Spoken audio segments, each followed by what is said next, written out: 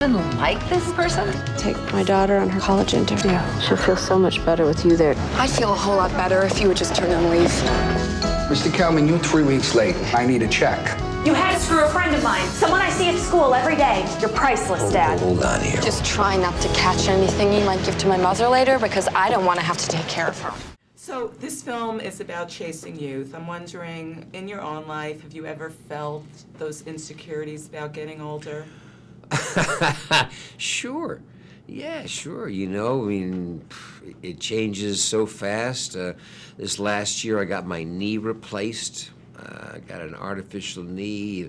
All of a sudden, little kinks around. Not quite as many push-ups you become as you used to. You know, very conscious of it. A little hair coloring now and then, depending upon the picture. So. Yeah, you'd be a fool not to. As you know, I'm at my beginning of my third act. You know, so you start thinking and figuring things out. It's probably why Solitary Man appealed to me.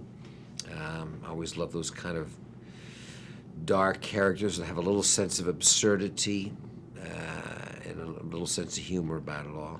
How far would you go, though? Would you go as far as this character? No, this is movies. This is why I love being able to do movies. Right. No, I don't think on a possibility going to a doctor's office and the possibility there might be something seriously wrong that I wouldn't follow it up versus Ben, who hears that news and already because he's probably a little nervous that something's been going on, you know, hears that and that's it. So it goes down to the bar, picks up the first girl, leaves his marriage with Susan Sarandon. Not bad. Not bad. Ends up with Mary Louise Parker. Not bad. Ends up with Mary Louise Parker's daughter.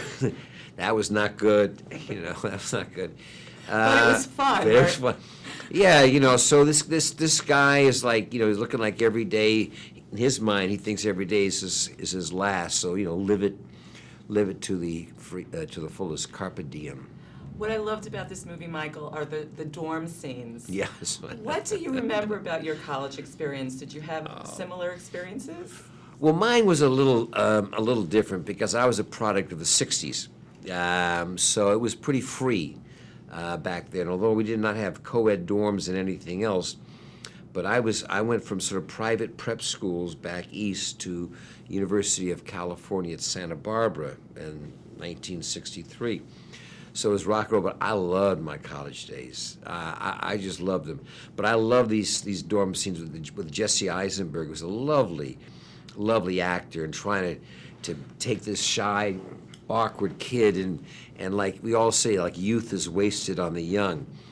And so here's this guy, Ben Kalman, this slick car dealer, giving this kid all the moves, you know, for the future. And I understand this is your reunion with Danny Devito since War of the Roses, and that you guys were roommates at one point. We were. Danny and I, when I first got out of college and came to New York as a young actor in '69, I had met Danny in summer theater before that, and we were roommates together in New York, and then did this was our fourth picture together. And Danny plays in the movie Jimmy, my oldest buddy, and it's comfortable. It's nice. I mean, I know why actors, you know, work with each other over and over again. You don't have to go through all the introductions and feeling each other out. You know, you can just do it. And what special quirks did he have as a roommate that you could share with us? Well, he was neat. He was neat. He doesn't like that's not good for his image. But he was neat, and he was in love with Rhea. So actually, he was a great roommate because I didn't see him a whole lot because he was with Rhea all the time. He was so neat.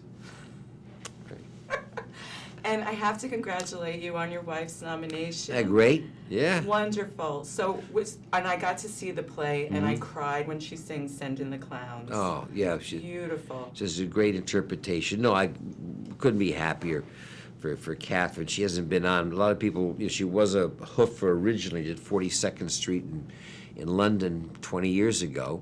But she's just having a ball. I'm so happy for her. It's a great way to come back to New York, and She got a Tony nomination. Angela Lansbury did and the show. So Did she practice that song singing around the house to the kids a lot? not a lot. You know, she tried because it's such a Sitting in the Clowns is such a. I think she stayed away from it because she knew she'd have to be singing it enough in the show and to kind of try to keep it fresh.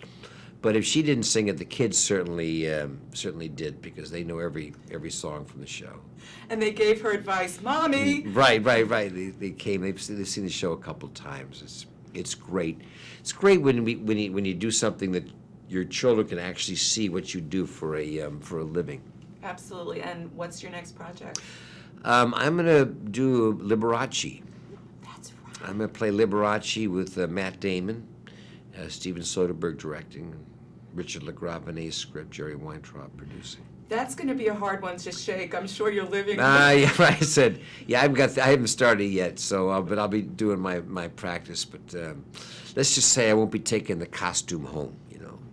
All right, it's a pleasure. Thank you. Nice to see you. Thank you. Allison has my highest recommendation. Mr. Cheston will show you around. Let me tell you something. Out there is nothing but possibilities. What's wrong with them? Nothing, they're probably just not interested. It's because you don't know how to talk to them. How do you get any work done here with all these distractions? I look and go right back to what I'm doing. Hey, want a drink? Aren't you a little old for all this? Yeah, that's cool. Your lowest moments, you're alone. I learned that when I was in jail. You paid a fine and settled. Well, I was in jail for a night. Before I made the deal, I used to think about it a lot. Yes! It's fantastic. You're out of your mind. I didn't say anything. I love it. I say a whole bunch of stuff. Some of it's even the truth. You can't cheat death, no matter how many 19-year-olds you talk into your bed.